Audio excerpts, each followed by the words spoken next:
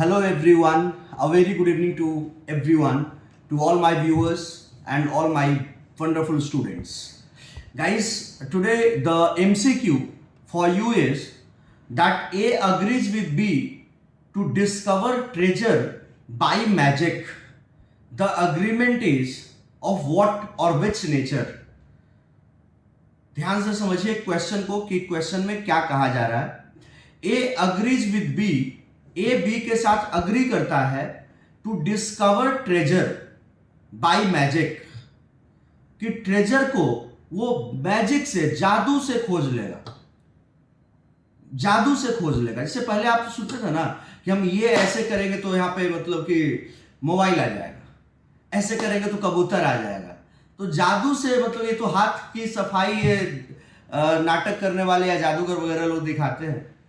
तो ये किस तरह के नेचर का अग्रीमेंट है? ये वॉइड है, वॉइडेबल है, इलीगल है, अननेचुरल है, क्या है?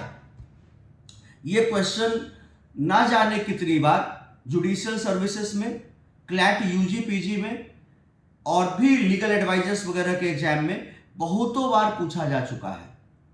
और अगर आप कॉन्ट्रैक्ट एक्ट को, बेयर एक्ट को थोड़ा सा भी ढंग से पढ़ा होगा, बेयर एक्ट के इलस्ट्रेशन को, तो आपको एकदम एग्जैक्ट ध्यान में आएगा कि ये पहला इलस्ट्रेशन है सेक्शन 56 का।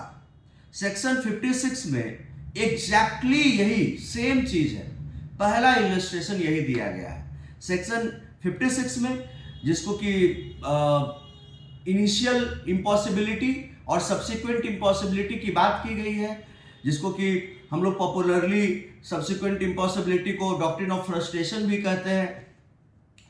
तो ये पहला इलस्ट्रेशन है उसका, सेक्शन 56 का, that A agrees with B to discover treasure by magic.